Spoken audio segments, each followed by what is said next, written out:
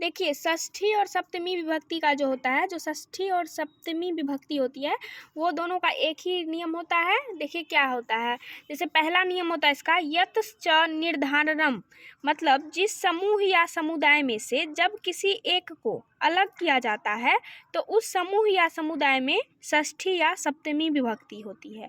जैसे देखिए अगर कोई भी समूह है उसमें से हम किसी चीज़ को अलग करते हैं तो उसका जब हम ट्रांसलेशन बनाएंगे तो उसमें सप्तमी विभक्ति लगाएंगे या फिर षष्ठी विभक्ति लगाएंगे। जैसे देखिए इसका एग्जाम्पल में क्या है, कवि नाम कालिदास श्रेष्ठ आसीत, मतलब कवियों में कालिदास श्रेष्ठ थे। तो यहाँ तो कवि नाम मतलब बहुत सारा कवि हो गया, उसमें से हम कालिदास को अलग किए हैं, है ना। कालिदास को क्या किए, अलग कर दिए, उस समूह से अलग कर दिए। तो इसमें जो है हम कौन सा विभक्ति लगाएंगे, षष्ठी या सप्तमी विभक्ति लगाएंगे। जब हम षष्ठी लगा के बनाएंगे तो देखिए कैसे बनाएंगे, कवि नाम कालिदास श्रेष्ठ अस्ति, क्योंकि कवि का जो होता है षष्ठी विभक्ति वो कवि नाम होता है। और जब हम सप्तमी विभक्ति लगा के बनाएंगे तो देखिए कविषु कालिदास श्रेष्ठ अस्ति, क्योंकि सप्तमी में क्या होता है, कविषु हो जाता है। तो इसलिए हम ये बनाइए या ये बनाइए, दोनों आपका सही है। तो इस तरह से षष्ठी और सप्तमी दोनों आप एक ही तरह से बना सकते हैं। अगर इस तरह का वाक्य षष्ठी से भी आप बना सकते हैं और सप्तमी से भी बना सकते हैं।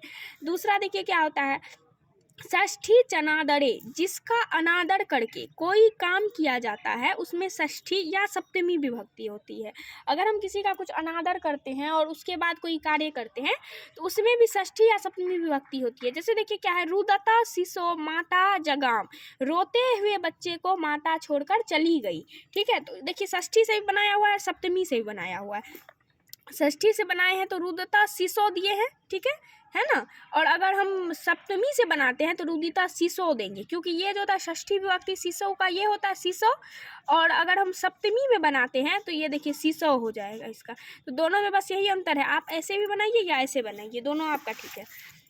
नेक्स्ट देखिए क्या होता है, तीसरा जो होता है इसका, यस्य च भावेन भाव लक्षणम, जब एक क्रिया से किसी दूसरी क्रिया होने का ज्ञान हो तो उसमें और उसके कर्ता में सप्तमी विभक्ति होती है। जैसे जब हम कोई एक कार्य कर रहे हैं और उसके करने से हमको दूसरे का भी ज्ञान प्राप्त हो रहा है तो उसमें भी क्या हो जाएगा, दूसरे का भी कार्य हो रहा है, ज्ञान प्राप्त हो रहा है, या कोई भी कार्य हम कर रहे हैं उससे हमारा दूसरा भी कार्य हो जाता है तो उसमें भी सप्तमी विभक्ति लगेगा। जैसे देखिए सूर्य उदिते कमलानी विकसंती, सूर्य के उदय होने पर कमल खिलते हैं। तो सूर्य तो उदय हुआ तो उससे भी हमारा लाभ है कि सूर्य हमारा उदय हुआ और इससे कमल भी खिल गया। तो एक काम हुआ, मतलब एक चीज, उस सूर्य के उगने से सूर्य भी उग गया, दिन भी हो गया और हमारा कमल भी खिल गया। तो इस तरह का अगर कोई भी चीज रहेगी, एक कार्य करने से हमको दो लाभ होता है तो उसमें भी हम सप्तमी विभक्ति लगाएंगे। ठीक है।